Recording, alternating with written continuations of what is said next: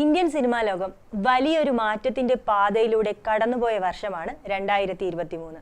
Covid കാലത്ത് തകർന്നുപോയ തിയേറ്ററുകളും cinema വിപണിയും അതിന്റെ പഴയ പ്രതാപത്തിലെത്തിയ വർഷം.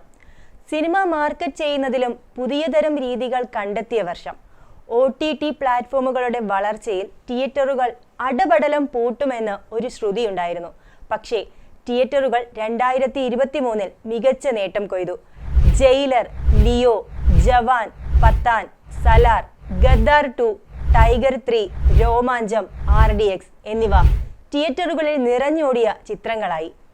ഭാഷാഭേദമന്യേ സിനിമകൾ എല്ലാ ഭാഷകളിലും മൊഴി മാറിയെത്തുന്നതും പാൻ ഇന്ത്യൻ റിലീസ് ആകുന്നതും സിനിമകളുടെ മാർക്കറ്റും വർദ്ധിപ്പിക്കുന്നുണ്ട്.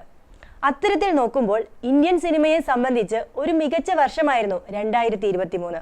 എല്ലാ ഭാഷാ സിനിമകളിൽ നിന്നും സൂപ്പർ ഹിറ്റുകൾ സംഭവിച്ച വർഷം. തെന്നിന്ത്യൻ ഭാഷാ സിനിമകൾ 2023 മുൻപ് തന്നെ വിജയത്തിന്റെ ട്രാക്കിലേക്ക് എത്തിയിരുന്നുവെങ്കിലും ബോളിവുഡിനെ സംബന്ധിച്ച് അങ്ങനെ ആയിരുന്നില്ല കാര്യങ്ങൾ.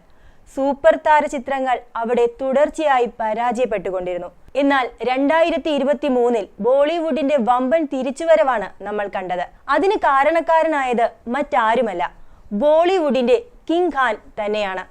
വർഷങ്ങളുടെ ഇടവേളയെടുത്ത് ഷാരൂഖ് തിരിച്ചു വന്നത് പത്താനിലൂടെയാണ്. ബോളിവുഡും കോളിവുഡും മോളിവുഡും ടോളിവുഡുമെല്ലാം നേട്ടങ്ങൾ ഉണ്ടാക്കിയെങ്കിലും 2023 ഇന്ത്യൻ സിനിമയുടെ താരമെന്ന് ഉറപ്പിച്ച് പറയാവുന്ന ആ ഒരാൾ ബോളിവുഡിൽ നിന്നാണ്. മറ്റാരുമല്ല, അത് ഷാരൂഖ് ഖാൻ തന്നെ. 2023 ഷാരൂഖിന്റെ സിനിമാ വിസ്മയത്തിലേക്ക് കടക്കും മുൻപ് ആദ്യമായാണ് നിങ്ങൾ ഞങ്ങളുടെ ചാനൽ കാണുന്നതെങ്കിൽ ഒന്ന് സബ്സ്ക്രൈബ് ചെയ്യാൻ മറക്കരുത്. ബോളിവുഡിനൊപ്പം വ്യക്തിപരമായി ഷാരൂഖ് ഖാന്റെയും വൻ തിരിച്ചുവരവ് നടന്ന വർഷമാണ് 2023. തുടർ പരാജയങ്ങൾക്കൊടുവിൽ കരിയറിൽ നിന്ന് ഇടവേളയെടുത്ത ഷാരൂഖ് ഖാന്റേതായി 3 സിനിമകളാണ് കഴിഞ്ഞ വർഷം എത്തിയത്. അവ ആകെ നേടിയ കളക്ഷൻ ഏത് താരത്തെയും മോഹിപ്പിക്കുമെന്നുറപ്പാണ്. 2595 കോടിയാണ് ഷാരൂഖ് പടങ്ങളുടെ 2023 ബോക്സ് ഓഫീസ് കളക്ഷൻ. അതിൽ അഭിനയിച്ച വകയിൽ കിങ് ഖാൻ നേടിയ പ്രതിഫലം 528 കോടിയോളം രൂപയുമാണ്. ഷാരൂഖ് ഖാന്റേതായി 2023 ആദ്യമെത്തിയ റിലീസ് പഠാനാണ്. പഠാന്റെ ആഗോള ബോക്സ് ഓഫീസ് കളക്ഷൻ 1051 കോടിയായിരുന്നു. പൈ യൂണിവേഴ്സിലെത്തിയ ചിത്രം ആക്ഷൻ സിനിമാ പ്രേമികൾക്കൊപ്പം ബോളിവുഡ് ആരാധകരെ മൊത്തം തിയേറ്ററുകളിലേക്ക് തിരികെ എത്തിച്ചു. സിദ്ധാർത്ഥ് ആനന്ദ് സംവിധാനം ചെയ്ത ചിത്രത്തിന്റെ ബജറ്റ് 225 കോടി രൂപയായിരുന്നു. തന്റെ തിരിച്ചുവരവ് ചിത്രമായ പഠാന്റെ റിലീസിന് മുൻപ് ഷാരൂഖ് ഖാൻ 1 രൂപ പോലും വാങ്ങിയിരുന്നില്ല. പ്രോഫിറ്റ് ഷെയറിംഗ് കരാറായിരുന്നു കിങ് ഖാനും നിർമ്മാതാക്കളായ യാഷ് രാജ് ഫിലിംസും തമ്മിൽ ഉണ്ടായിരുന്നത്. കരാർ പ്രകാരം ഷാരൂഖ് ഖാന് ലഭിച്ചത് 200 കോടിയാണെന്നായിരുന്നു റിപ്പോർട്ടുകൾ. 2023 ഷാരൂഖിന്റെ രണ്ടാമത്തെ ചിത്രമായ ജവാൻ ആഗോള ബോക്സ് ഓഫീസിൽ നേടിയത് 1144 കോടിയായിരുന്നു. 2023 ഏറ്റവും കൂടുതൽ കളക്ഷൻ നേടിയ ചിത്രവും ജവാനായിരുന്നു. തമിഴ് സംവിധായകനായ ആറ്റ്ലിയാണ് കിങ് ഖാനെ വെച്ച് ജവാൻ ഒരുക്കിയത്.